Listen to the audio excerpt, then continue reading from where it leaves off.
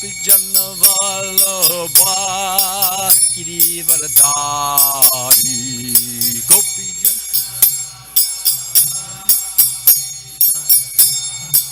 Yasura Nandana Vijana Ranjana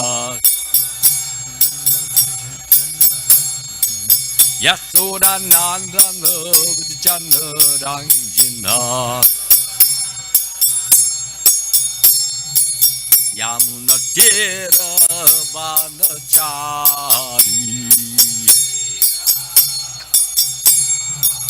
Yamuna Tira Vanachari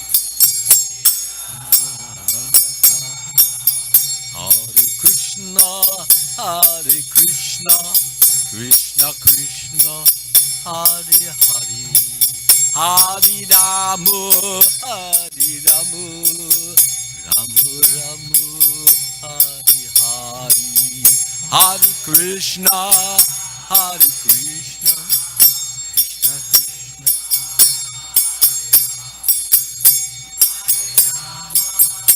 Hare Rama Rama Hare Hare Jaya Prabhupada Jaya Prabhupada Jaya Prabhupada Jaya Prabhupada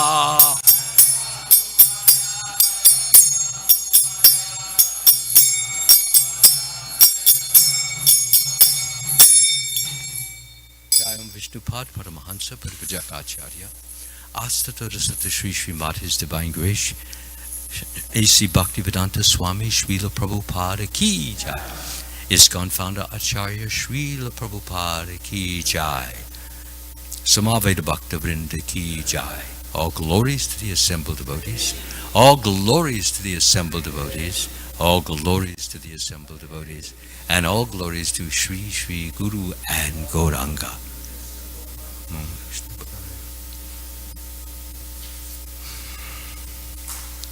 Before beginning, I just want to thank everyone for attending. And it's my pleasure and privilege always to share these glorious teachings that Srila Prabhupada has brought to us as the greatest of all mercies. And I thank you all for coming here and encouraging and inspiring me to try to share these just as you yourselves are sharing in so many different ways. And I feel obliged to all of you and thank you for your service. Om Namo Bhagavate Vasudevaya. Om Namo Bhagavate Vasudevaya. Om Namo Bhagavate Vasudevaya.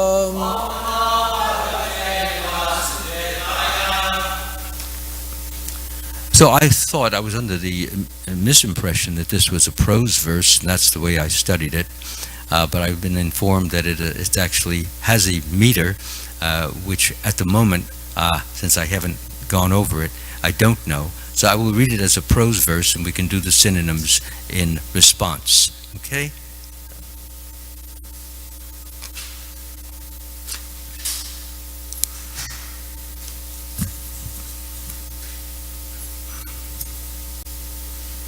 This is from the Srimad Bhagavatam, Canto 10, Chapter 13, Verse 19. Yavad vatsapa vatsakalpaka vapur yavat karangri adikam yavad yashti vishana venu dala shig yavad vibhushambaram yavachchila guna bidak Kriti Vayo Yavad Vaharadakim Tikam Sarvam Vishnum Mayam Giron Gavad Aja Sarva Svarupo Babu. So we'll do the synonyms responsively.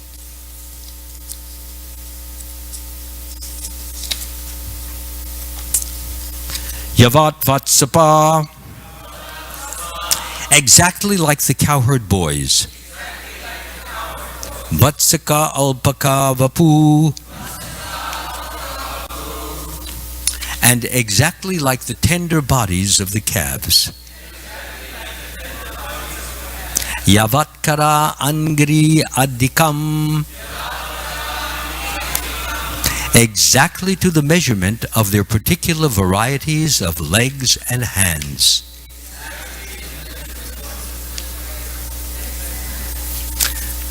Yavat Yashti Vishana Venu Dalashik.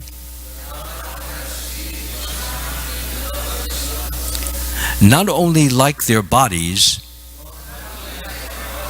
but exactly like their bugles, flutes, sticks, lunch bags, and so on.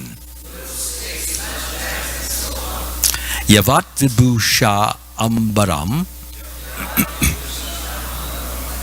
exactly like their ornaments and dress in all their varied particulars. Yavat Shilaguna Abhida Akriti Vaya,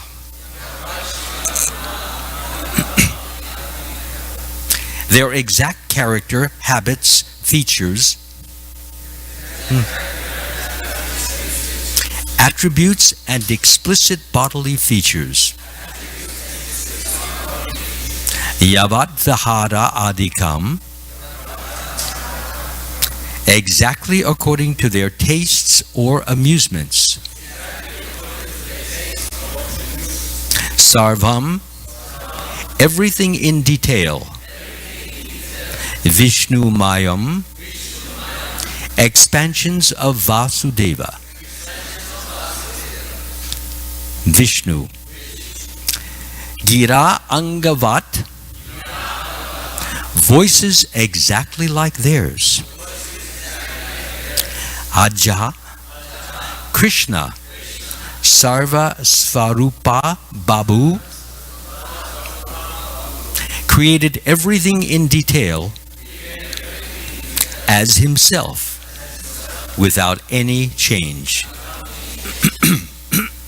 Sorry.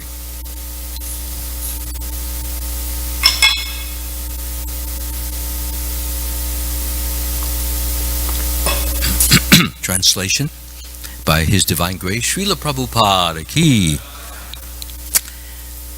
By his Vasudeva feature, Krishna simultaneously expanded himself into the exact number of missing cowherd boys and calves, with their exact bodily features, their particular types of hands, legs, and other limbs, their sticks, bugles, and flutes, their lunch bags, their particular types of dress and ornaments placed in various ways, their names, ages, and forms, and their special activities and characteristics.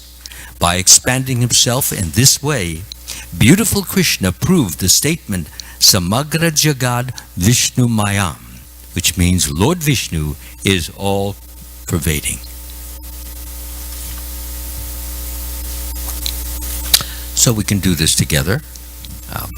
By his Vasudeva feature, Krishna simultaneously expanded himself into the exact number of missing cowherd boys and calves with their exact bodily features,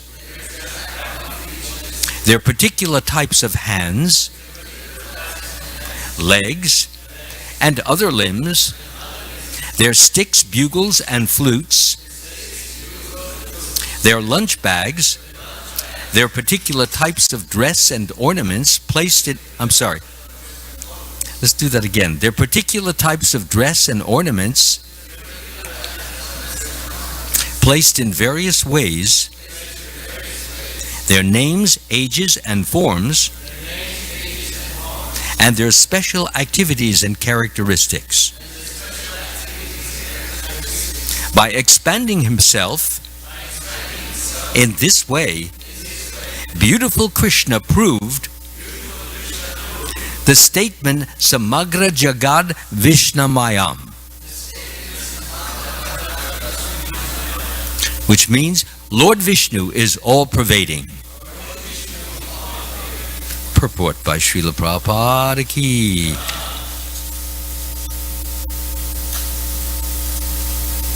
As stated in the Brahma Samhita 533,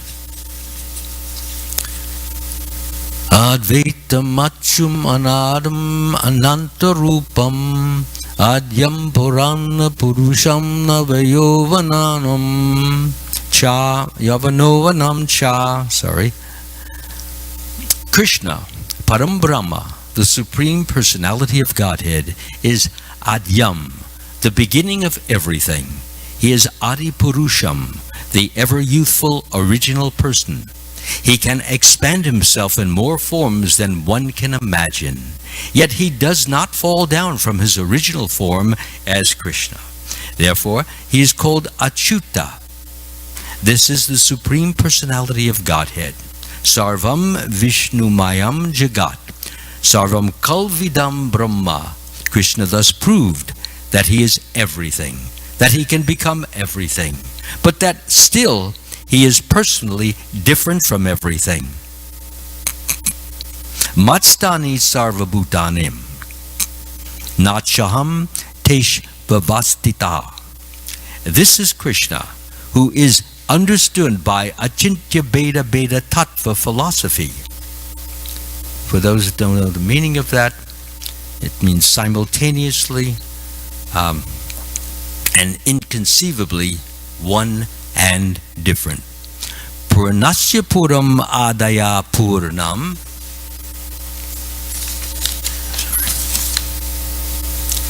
Eva Vishyate. Krishna is always complete, and although he can create millions of universes, all of them full in all opulences, he remains as opulent as ever, without any change, Advaitam.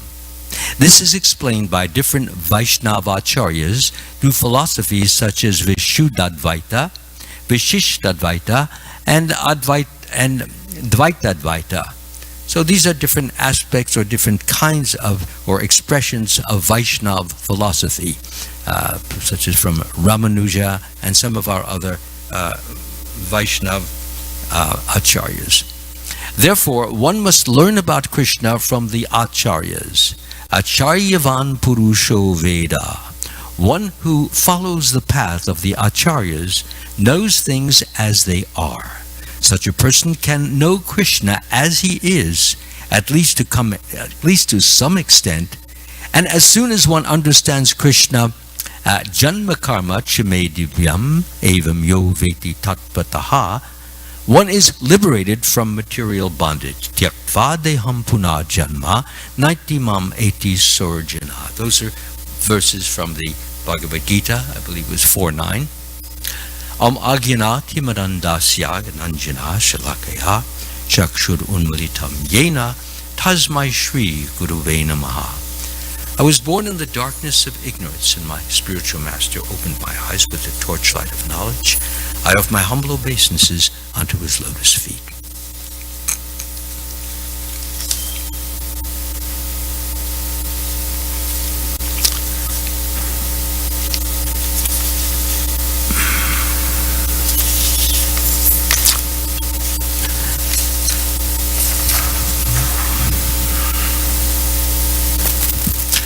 So this is a marvelous, amazing, awesome act. Krishna has expanded himself into all the different cowherd boys, all of his different friends, and for very good reasons. Just to recap, Lord Brahma has stolen the calves that are given charge of by the little cowherd boys and Krishna.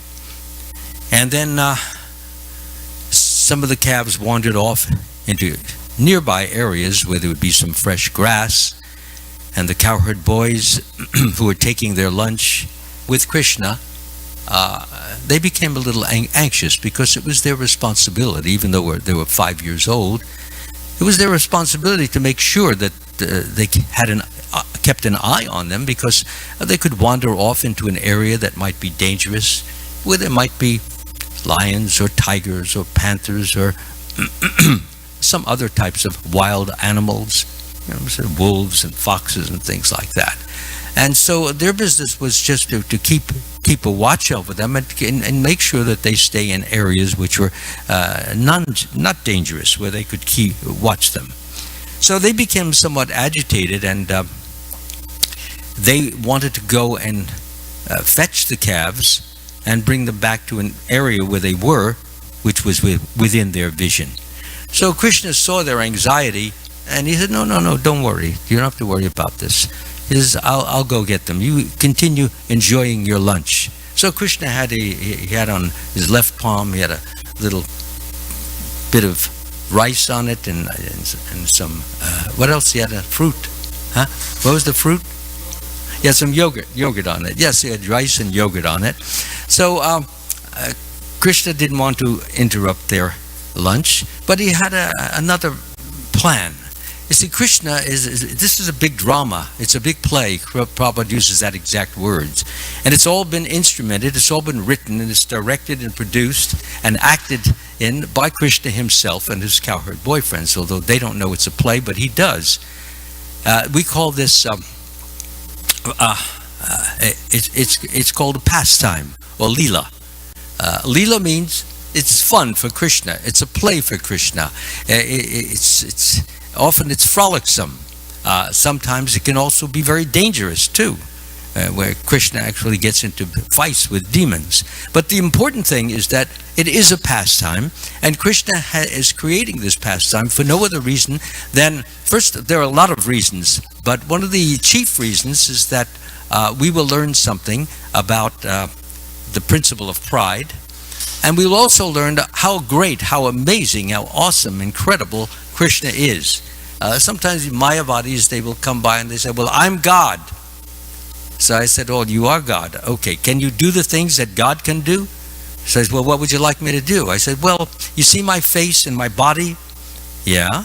I said, well, would you create a duplicate right now, just like Krishna did? Krishna, we said, call him God because he could duplicate and he could create this. Now, can you do this? Can you? Well, I haven't gotten those powers yet. Oh, you haven't gotten them yet. When do you plan to get them? Well, I don't know. This is probably called the post-dated check philosophy. I'll get the money later on, but meanwhile, just accept my credit, which he doesn't have any of, because basically it's a false philosophy. So the main point is that Krishna is doing the unimaginable.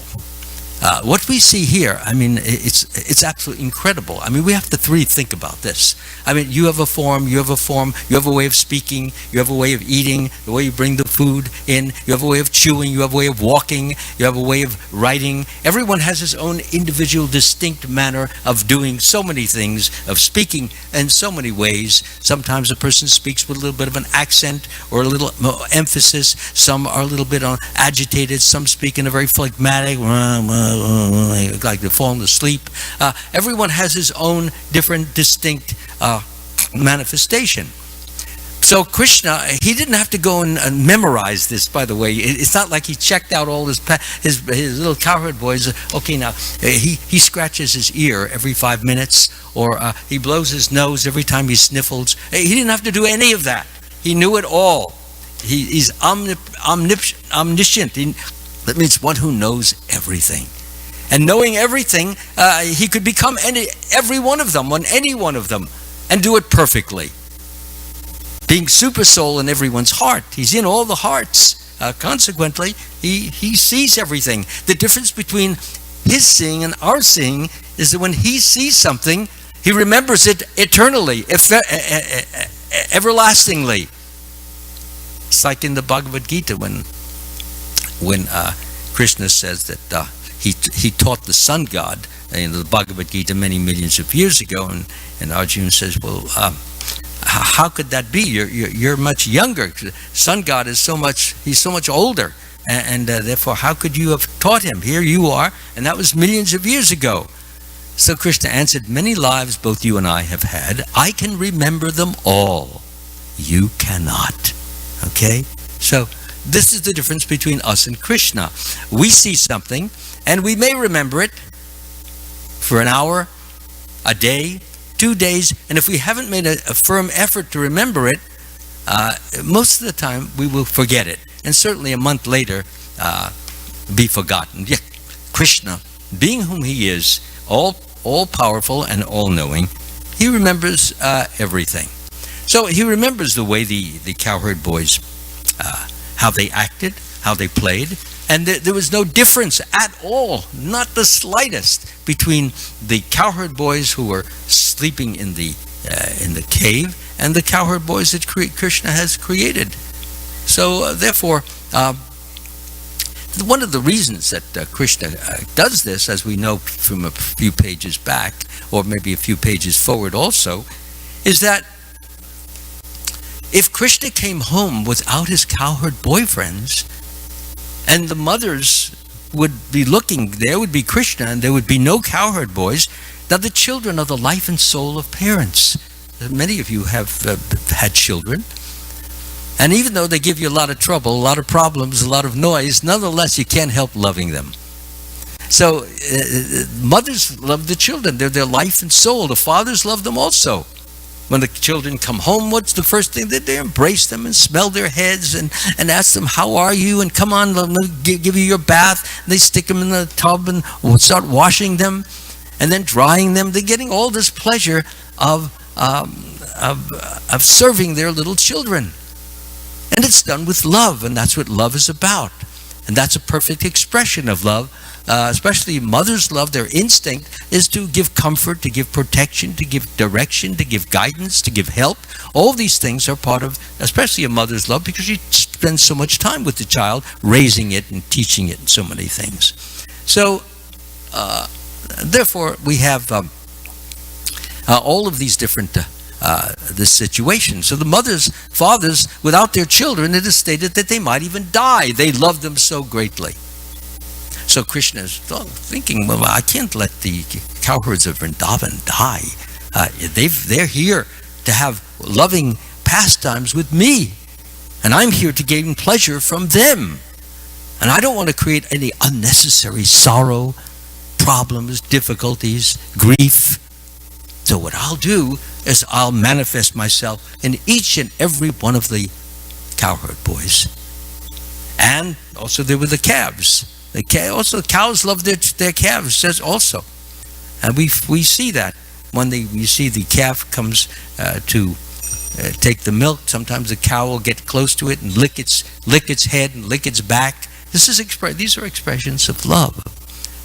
So anyway, the thought on Krishna was that I will make sure that none of the cowherd men and women will be grief-stricken. So he made himself into all these different forms. But there was another reason.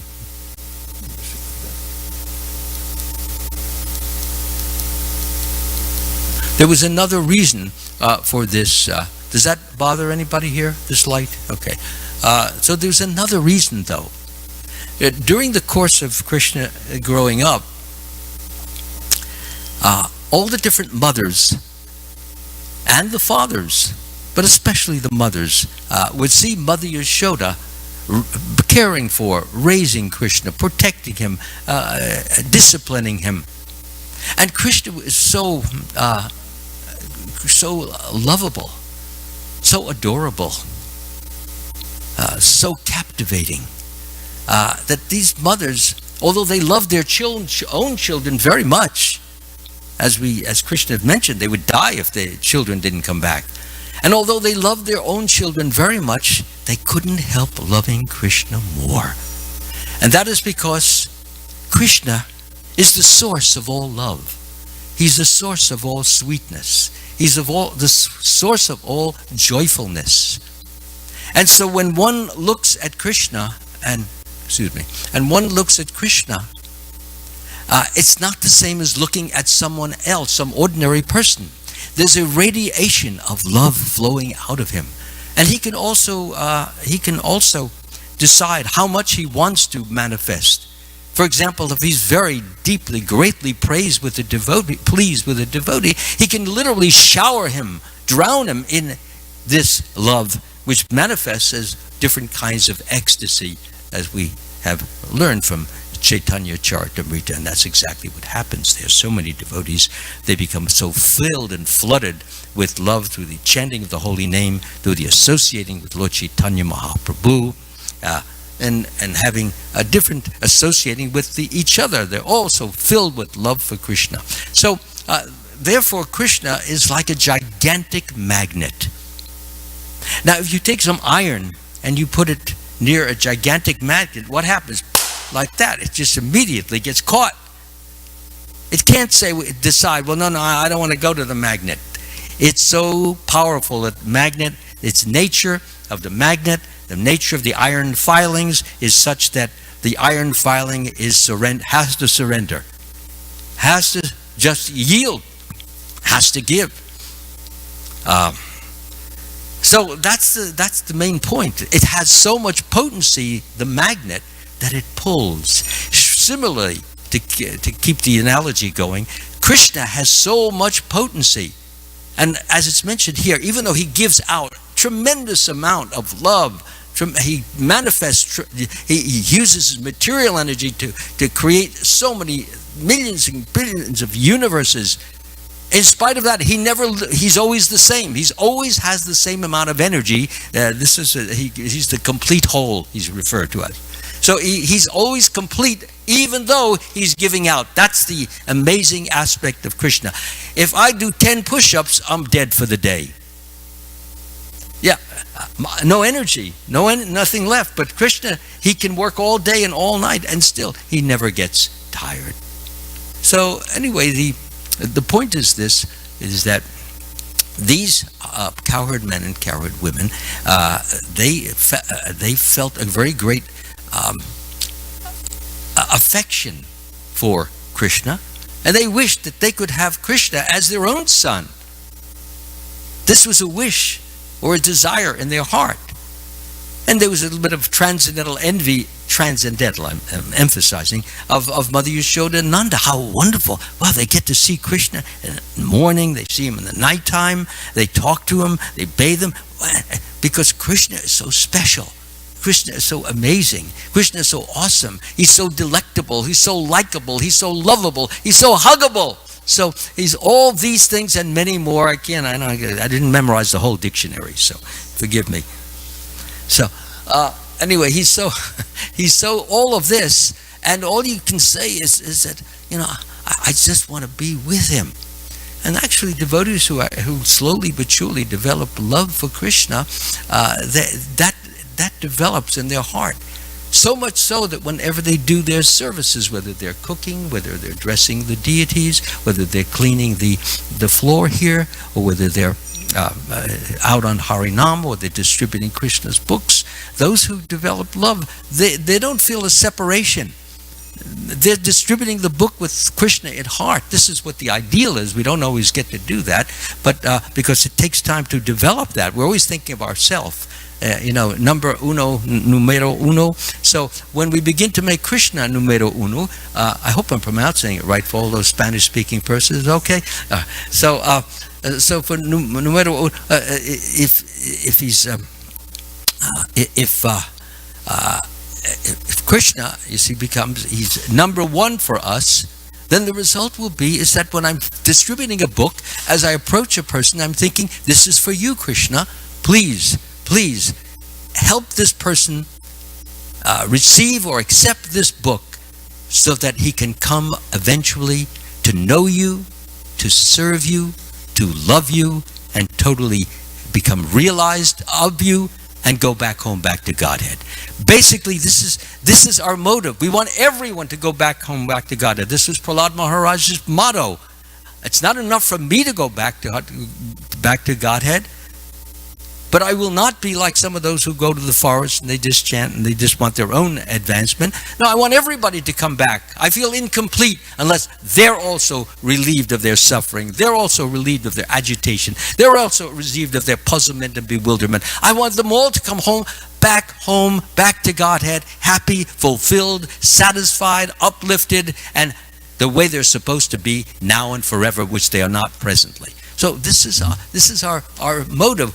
As we do this more and more, this is for you, Lord. This is for you, Lord. This is for you, Lord. And one begins to feel the presence of Krishna more and more. That presence results in an effect, as a deeper affection for Krishna. It starts out as simply doing the best we can and not even feeling much affection because we're still full of impurities. But as we keep doing this, we become purified. We become cleansed. We become strengthened. We become enlivened and enlightened. This is all Krishna's mercy. And as a result of that mercy, we feel so happy within. So this is what happens is eventually we have the presence of Krishna, and as Srila Prabhupada said, it even goes farther and farther until actually we can see Krishna with our own face to face, with our own transcendental eyes. This is not to say that that's what I should be doing. All I should be doing is trying to give pleasure to Krishna. That's our main thing. This is for you, Lord. Please enable this person to take this book, enable this, or clean this floor nicely, dress the deities well, so that you will be pleased. And if you're pleased, he or she, everyone who takes or receives the service will be pleased, and ultimately everyone will be pleased. I mean, that's the basic idea there. And so, therefore, Krishna, in order to satisfy the desire of his pure devotees, transformed himself in all these boys and calves for an entire year or a moment of Brahma's life. And he changes himself into that, and everyone gets a chance to become a mother or a father of Krishna. And even Balaram, he was a little bit wondrous about the whole thing. Almost a year is up, and he's been watching that in the community of Vrindavan, the feelings of love have grown much stronger, ever increasing. So when their boys would come, their children would come home, it wasn't just a hug. It was a hug that they didn't want to let go of them. Well, why not? Why should they want to let go of it? It's Krishna. And they're feeling such bliss and such happiness, such uplift, such peace, such strength, such everything. Total fulfillment. And then they get to bathe Krishna with the thinking it's their own son, but it's Krishna. So their delight, their enjoyment, their blissfulness is increased. And then Balaram sees what's going on in this community. I mean, yet they always love their children, but they're loving the children to such an amazing degree. What is this? Is this some kind of Maya? Even Balaram was held back from knowing what the actual situation is in order for the pastime to go on as it did. So he asked Krishna. Now, if he knew, he wouldn't have to ask Krishna, but he asked Krishna, what's going on? Well, they were out there in the forest, and there were some cows, and the cows looked down, and the boys were with their calves, grown up, not little calves, but the sort of medium-sized calves. And so what happened is that the cows were with the fathers. They were up on a hill, and when the cows, they saw those calves, which were all Krishna. The calves were Krishna. So the cows, they could not resist the attraction, the compulsion to go down and express their love to those calves. And that's what they did. And the cowherdmen, hey, come back here, get over here. They're shouting. The cows, they are irrevocably drawn, irrevocably attracted, and they go down that hill, and immediately they start licking the backs and the heads of their calves, and they want the calves to drink. And of course, the calves is Krishna, so Krishna knows what their desire is. And so what the calves do is they drink the milk, even though these calves are already eating grass. They didn't need the milk from their mother cows. So therefore, and even again, Balaram is thinking, what are they? These are grown up. They're taking milk. This doesn't make. It's out of sort. It's out of sync, as we say. So anyway, what happened is that then the calves, those cows, they go back up to the hill. Oh, I forgot. The cowherdmen, they come down, and they're angry. They're shouting to these cows, why are you doing this? But as they get down and they getting closer and closer to the cowherd boys, everything begins to become changed. Their hearts begin to melt. The agitation, the anger, the upset disappears, because there in front of them is the beloved, dearest Krishna. So immediately as they look at their cowherd, the boys, their sons there, they have no anger anymore. And immediately they start embracing them, kissing their heads, and relishing the fact that they had the opportunity to meet them, in the forest area. Happy, happy, happy. Krishna, that's what he is. And he gives happiness, to those whom he wishes to have it. And he's very merciful and gives it to many of those who don't even deserve it. That's the nature of Krishna.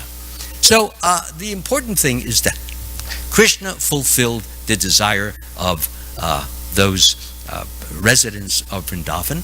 They all got a chance for 1 year. I didn't finish the end, excuse me. Balaram asks Krishna, well, what is this kind of mystic power? Is this something that you've done?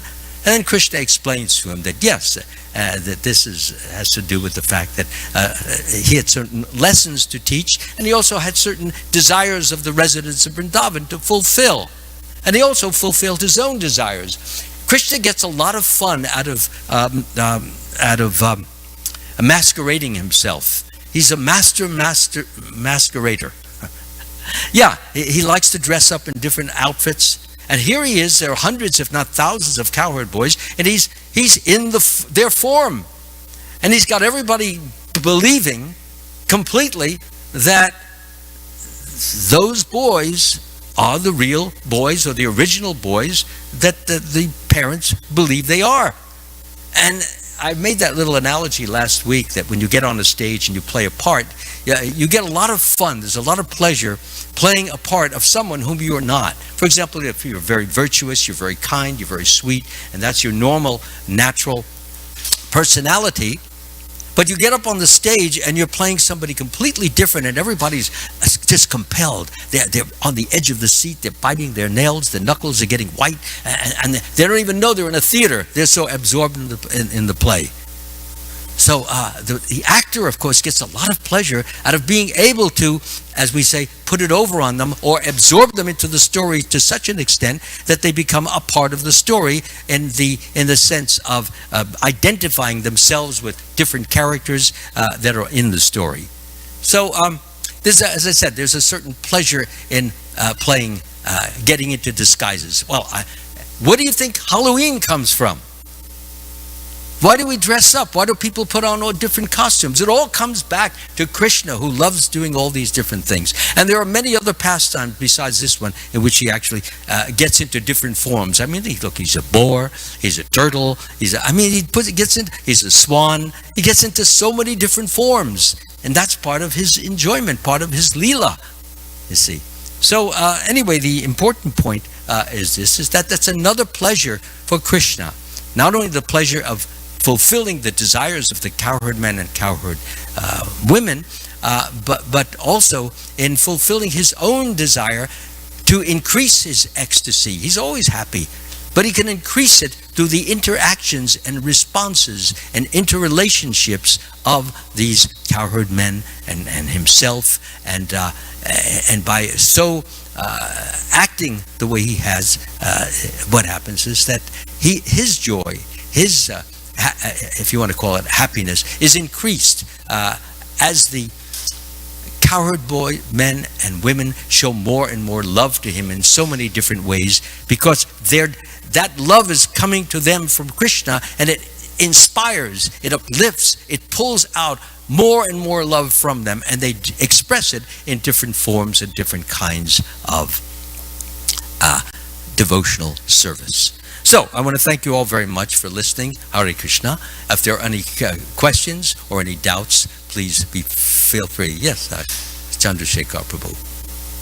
If somebody bring the microphone so that others can listen.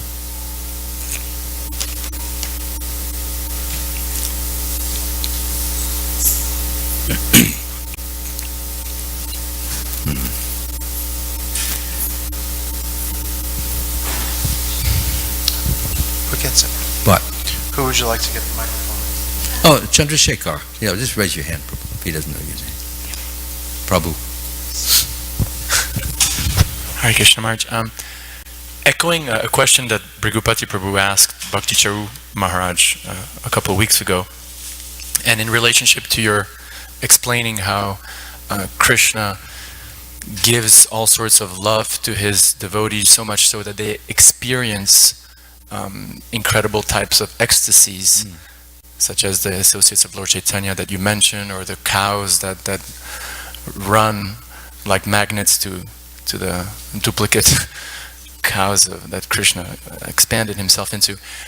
Bringing that back to us, or at least to me, and I would say to the large majority of practicing, ISKCON members, Gaudiya Vaishnavas around the world, how do we sort of harmonize this apparent huge disconnect between what we're experiencing on a daily basis, namely just trying to get by with our, basic sadhana, and the descriptions that we hear in Shastra, as you just described? It almost, I understand the idea that, especially in Prabhupada's mood, that, work now, samadhi later, don't worry about the ecstasies and your swarup and so on, fine. But the disconnect seems so huge between what they seem to be experiencing and what at least I, and I think many of us, are experiencing or not experiencing, that it may sort of dampen our faith or make us wonder, like, this is really for real. So I was wondering if you could say a few words on that. So can you just give me the question? How do you remedy this? Is that what you're? Perhaps how do we harmonize, or how do we understand? Yeah. So because we're so far back and they're so far forward, exactly, we catch up to them, so to speak, and experience these wonderful ecstasies that are mentioned. So what I'd like to mention, it's not an easy answer or an easy fix, but Prabhupada said more than once that the pure, well, let me just say this. Everything we do, and this is an observation I have in myself as well as in others, many of the things we do, if we did them in complete surrender to the Supreme Lord, in complete love to the Lord, without any self-love involved in this, in other words, me, mine, I, without wanting to become honored or glorified or looked up to. I'll give you an example. This is one of many different kinds of examples. Let's say a person, he sings very beautifully, okay, and he leads the kirtans very nicely, and people praise him and honor him and glorify him and so forth. And he's known as a top singer. And when he sings, beautiful sound is going to come out. And people are going to, as I said, praise him. And people are going to talk about him. People might write about him, invite him, and so forth. So what often happens, and this has been my experience, if it could just be strictly and solely and exclusively for Krishna, every bit of praise coming to you, every bit of honor or glorification or celebrity coming to you, if in one's mind could be thinking, this is not mine, it doesn't belong to me, it belongs to Krishna.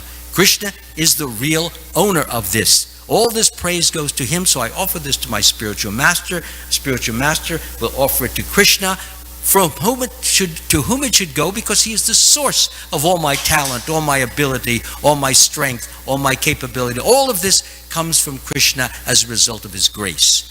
Now, once we clear ourselves, free ourselves of the impurities of wanting to hold on to this little bit of power or prestige or honor or glorification or thinking that we're wonderful, once we get rid of that, the higher ecstasies can begin to flow into us from Krishna. If we don't get rid of that, we believe it's kind of like putting a fence around ourselves.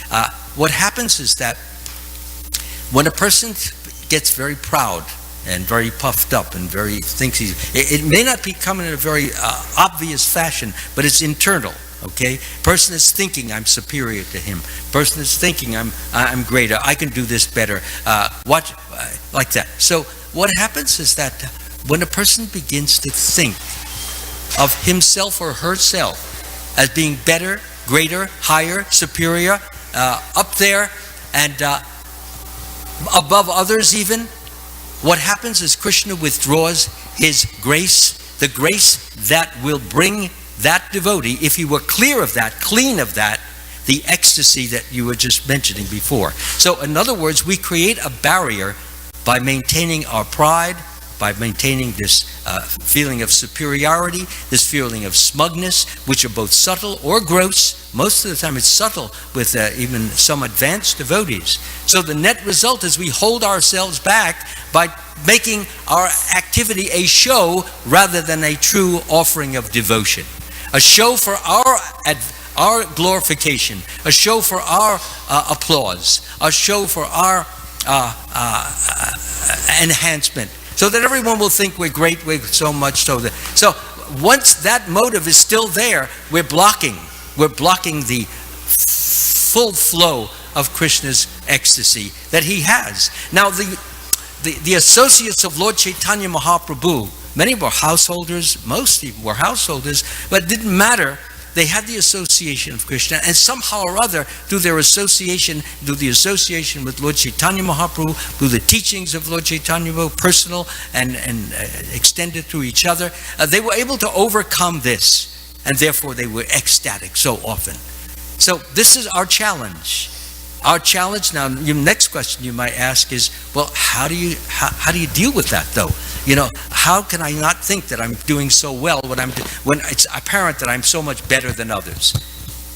The way we deal with that, it's not mine. It belongs to Krishna. He's the supreme superior. We're just little nothings, and all that which is coming on us is his mercy, is his kindness, is his grace. And when we get that understanding, then what happens is that Krishna continues to give us more and more gifts, more and more graces, more and more blessings, because we can handle it. And we're not trying to make ourselves bigger and better and greater and higher, which, by the way, leads to lots of conflicts with individuals when they begin to think that they're so much better and greater.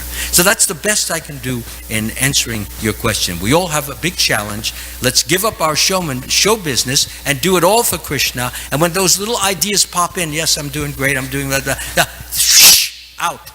This is for you, Krishna. Please make me pure so that I can better serve you. Not so that I can get more ecstasy. That comes as a byproduct.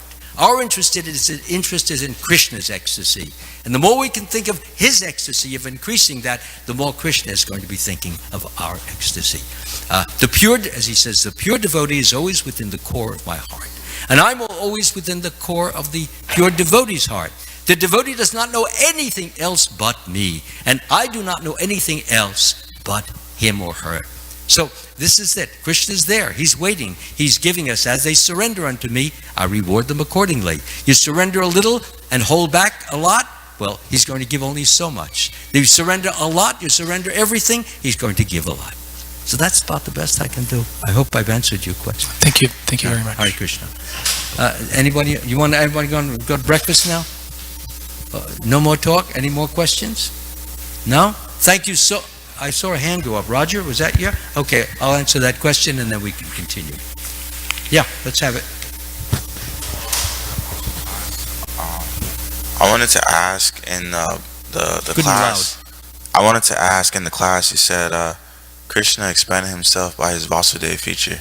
I didn't really understand what that meant, so I was curious. Okay, I'll explain it in the general way and then in this very specific way. The question is it says right at the beginning of the purport, by his Vasudev feature, Krishna simultaneously expanded himself into the exact number of missing cowherd boys and calves. So, first of all, Krishna is known in two different aspects, maybe more, but two different ones.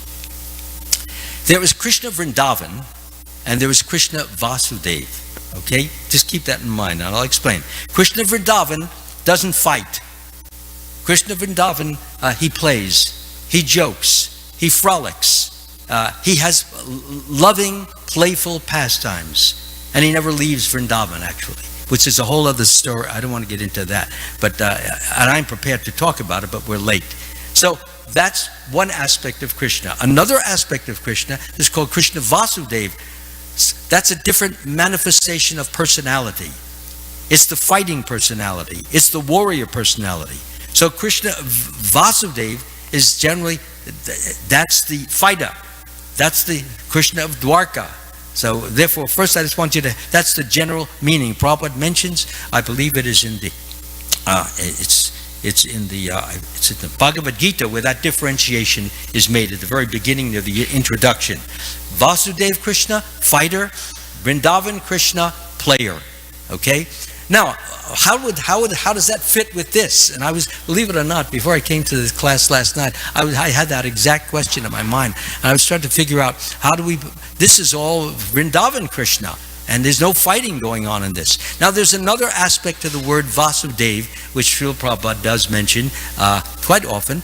And when he's referring to Vasudev, that also means, because the way it's being used here in this particular sense, I'll reread the sentence. By his Vasudev feature, Krishna simultaneously expanded himself into the exact number of missing cowherd boys and calves, and their exact bodily features, and their particular types of hands, legs, and limbs, and their sticks, bugles, flutes, etc.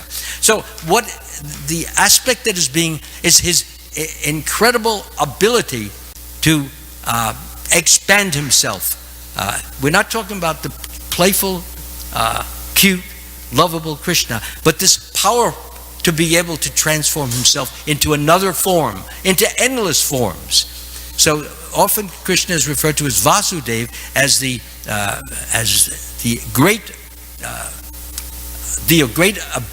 person with the great ability to do the amazing, the all-powerful, wonderful things that we see. Okay? So that's about the best I can do. And if someone else has a better answer, please feel free to volunteer it. But that's the best I can come up with. I do know that Prabhupada uses the term, and it's used Vasudev very often as in the sense of power, as opposed to Leela or frolic. Yes, Balaram, did you have a? No? Oh.